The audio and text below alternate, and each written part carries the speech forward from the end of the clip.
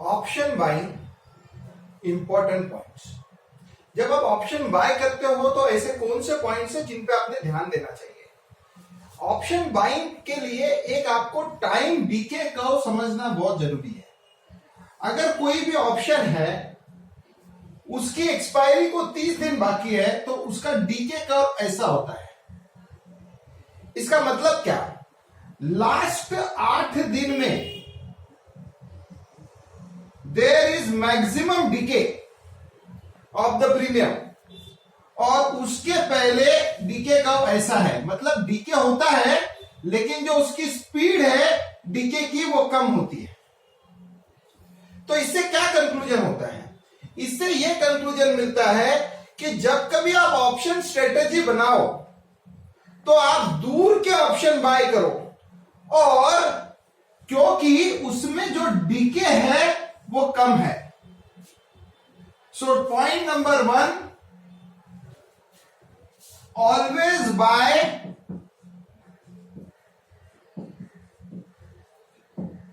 फार expiry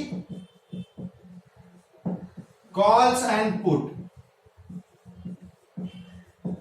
अब फार expiry call and put में यहां पे एक डिसएडवांटेज आता है लिक्विडिटी का, तो कृपया करके चेक कर लीजिए प्रॉपर उसमें वॉल्यूम है तो ही वो बाय कीजिए।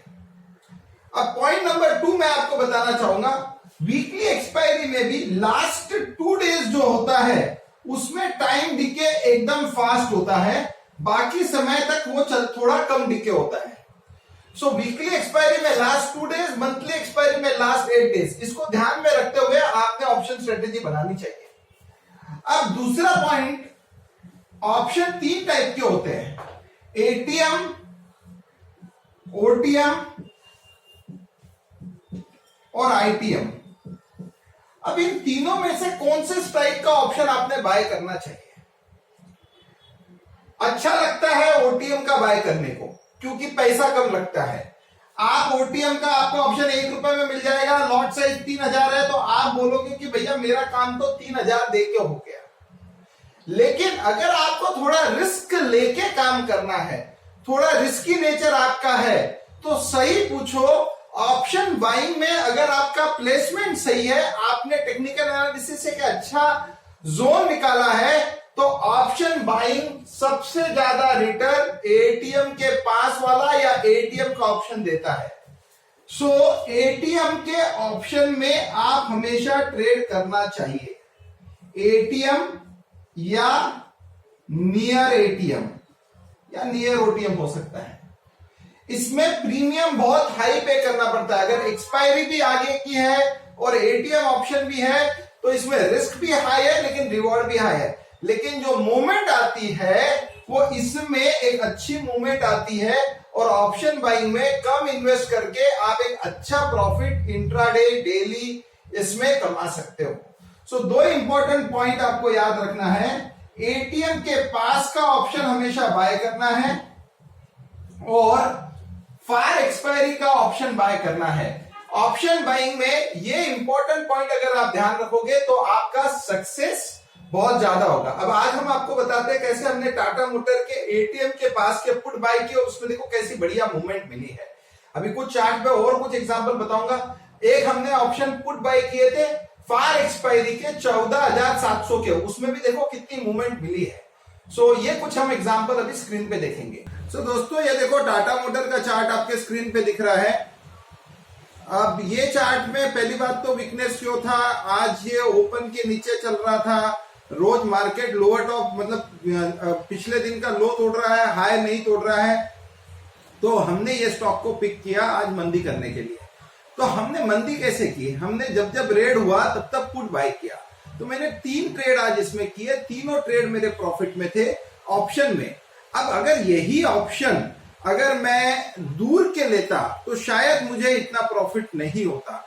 तो आज देखो मैंने टाटा मोटर मैंने काफी ट्रेड किया, मैं सिर्फ आपको पहले टाटा मोटर को बता रहा हूँ। देखो इधर टाटा मोटर लिया 16.10 में, 15.10 में, 15.10 वाला 15.95 में बेचा, 16.40 वाला 16.90 में बेचा, फिर वापस लिया 14.35 में, फिर 15.45 में बेचा।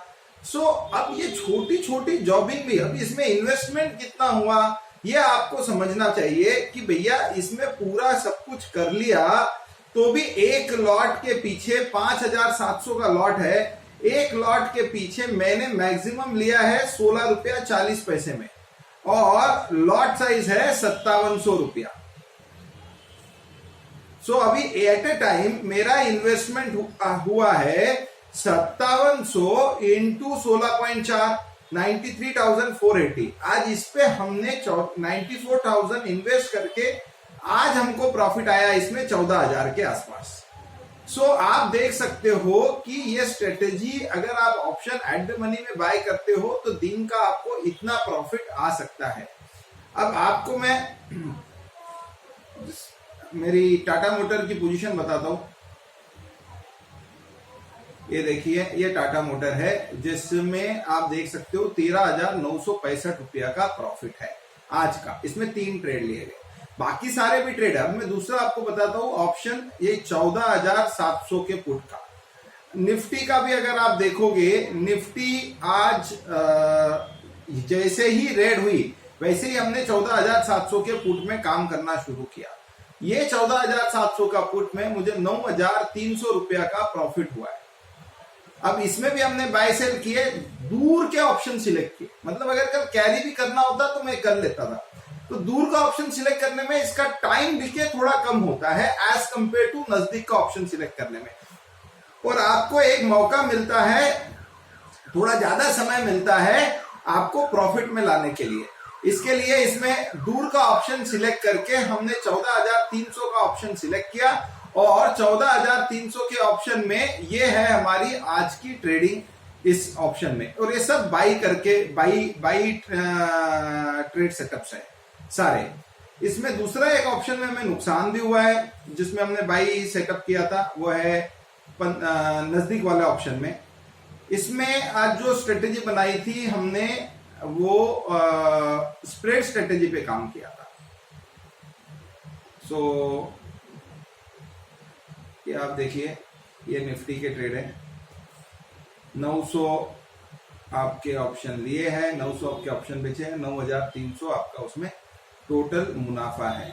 अब आपको इसको ट्रेड्स देखना है तो ये आपकी ट्रेड बुक है जिसमें आप देखो निफ्टी के 14,700 के पुट में काम किया है, 14,700 के पुट में काम किया है, 14,700 के पुट में काम किया है। अब ये आपका सामने हम लोग आज इसमें जो स्ट्रेटेजी लगाई थी वो हम लोग पुट स्प्रेड कर रहे थे। 15,000 का पुट बाई था हमारे पास और उसके सामने कर रहे थे।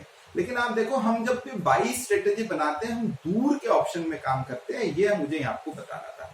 फिर टीसीएस वगैरह में ट्रेड किया, वो फ्यूचर का ट्रेड था इसलिए मैं आज इस पे डिस्कस नहीं कर रहा हूँ। अल्ट्राटेक का ट्रेड था, बजाज फाइनेंस का ट्रेड था, ऐसे ये सारे आज हमारे ट्रेड हुए।